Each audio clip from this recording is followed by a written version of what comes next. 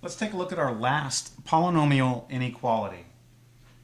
So the first thing what we're going to do is move everything to the left-hand side. So we have x to the fourth minus 3x cubed minus 25x squared plus 75x is less than or equal to 0.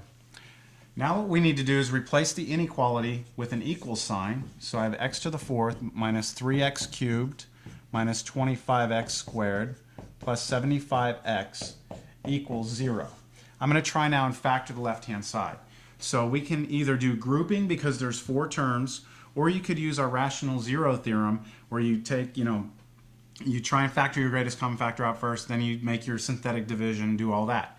But I noticed that this will work by grouping. So I take my first 2 terms and I put them in parentheses, x to the fourth minus 3x cubed.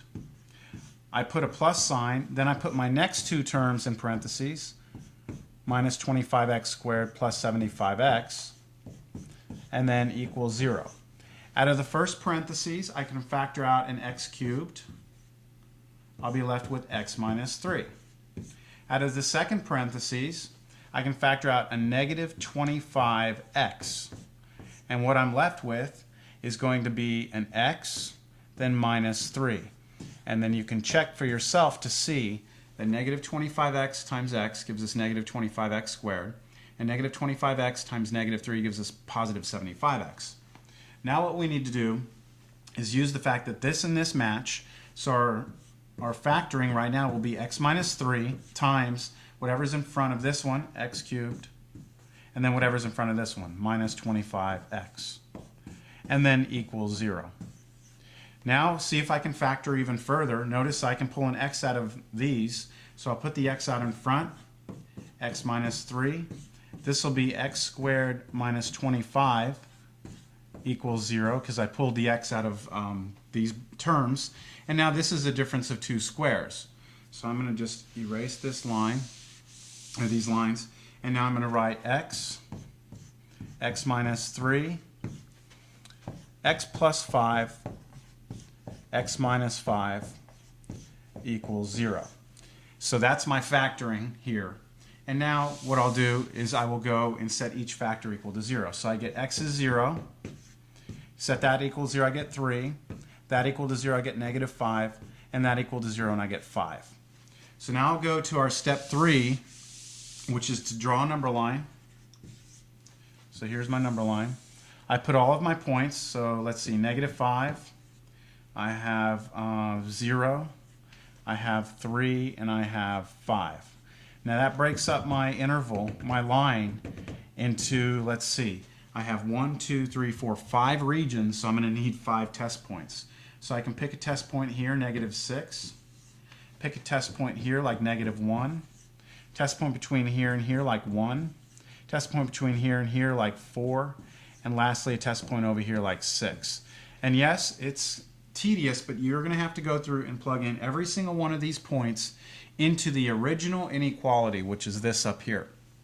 Well, that can be a real pain, so I'm going to show you a little shortcut.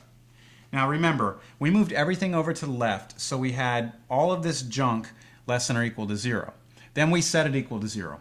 But when we go back and test, let's just remember that this whole thing actually factors to be this, right?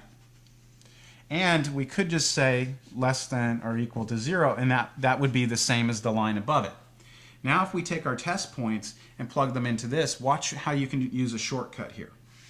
So here I'm going to take my test points. Let me just pick negative 6 first. If I plug negative 6 right here, all I care about right now is that I have a negative number, right? Negative 6.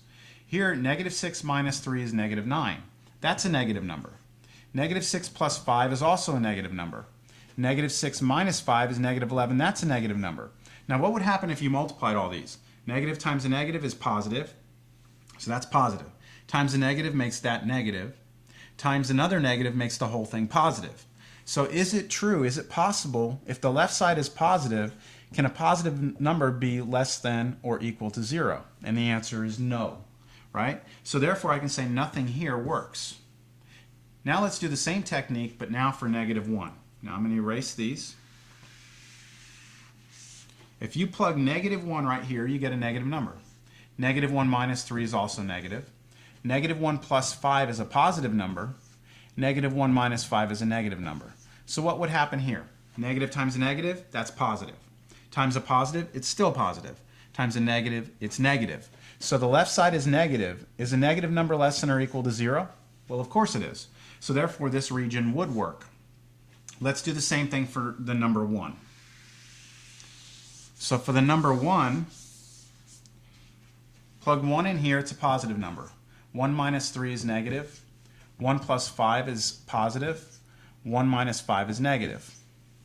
Negative, or positive times negative, that's negative. Times a positive, that's still negative. Times a negative, that whole thing is positive. So the left side is positive, less than or equal to 0. Not true. So I can say no. Now if you do the same thing for 4 and 6, you'll see that it does work for 4 and it does not work for 6. Okay, now what we want to do is we want to see what our final answer is. So our final answer is going to be everything between here and here, everything between here and here. So let's go ahead and write that down. Also notice that we do want to include the points negative 5 and 0 and 3 and 5. Because we had an equal sign here, those numbers negative 5, 0, 3, and 5 make our inequality equal 0, which is okay. So everything between negative 5 and 0, including the endpoints, so brackets, unioned with everything between 3 and 5, including the points, so brackets on those. So this is the solution set to this polynomial inequality.